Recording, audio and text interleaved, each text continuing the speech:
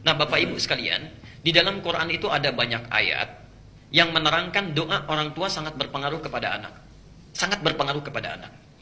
Saya berikan 3 contoh misal, dengan cepat saja.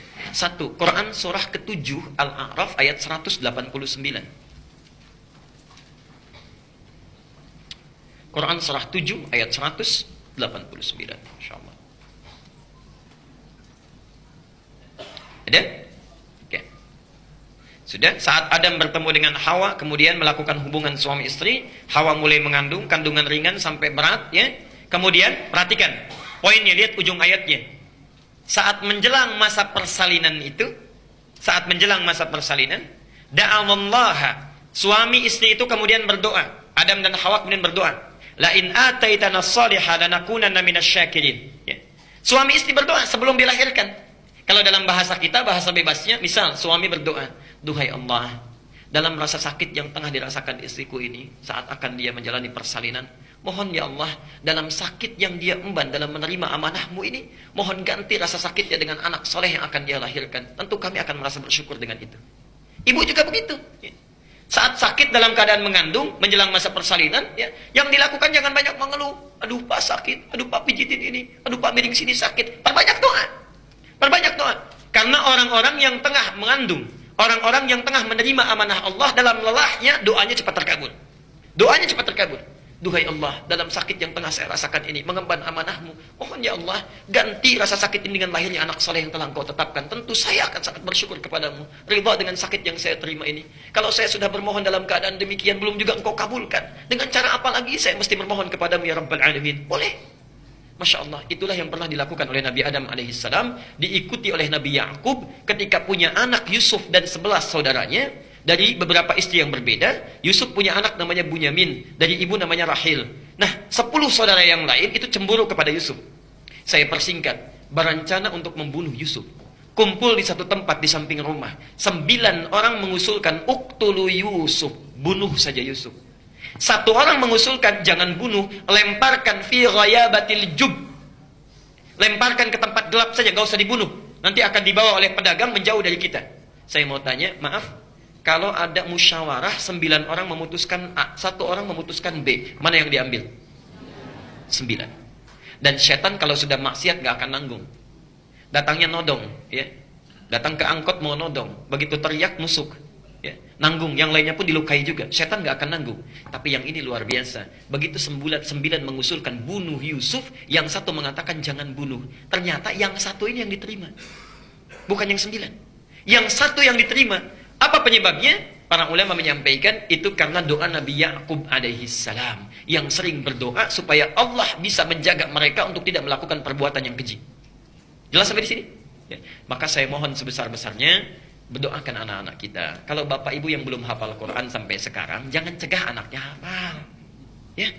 Kalau bukan anaknya, barangkali sudah dewasa, jangan cegah cucunya hafal. Doakan dari sekarang. Barangkali dengan doa itu satu saat itu yang akan mengembalikan kepada kebaikan. Umar, kisah nyata, seorang anak sekolah di sekolah internasional. Saya persingkat saja, ini kisah nyata yang saya terima. Bapaknya sibuk luar biasa, ibunya juga sibuk, ya. Tapi ibunya ini masih bisa mengantarkan anaknya sekolah, bisa menemani. Kalau di sekolah internasional kan suka ada hari ayah ya, Father Day ya, hari ayah. Dan anak-anak berkreasi supaya dilihat ayahnya. Masya Allah, kalau anak-anak yang lain itu setiap hari ayah yang datang bapaknya. Anak-anaknya tampil, ada yang nyanyi, ada yang bermain macam-macam, ada yang puisi. Cuma Umar saja yang bapaknya nggak pernah sempat hadir. Karena saking sibuknya luar biasa. Insya Allah. Yang diutus ibunya lagi. Satu kali, ibunya berkata kepada bapaknya, bukankah kamu sudah berjanji akan datang? Penuhi janjimu. Kasihan anak kita. Disebutkan setiap kali datang selalu bapaknya. Kalau orang lain bapaknya, kalau kita ibunya. Saya mohon kamu datang. Bapaknya agak malas-malasan kemudian datang. Saya persingkat, duduk bagian paling belakang.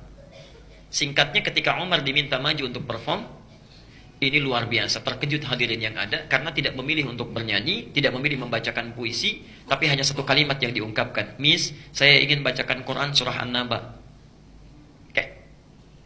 Saya ingin panggil dulu guru saya, Ustadz Ali katanya. Yang dipanggil bukan bapaknya, Mr. Ali dipanggil. Datanglah Mr. Ali itu, bapaknya kaget melihat begini. Masya Allah.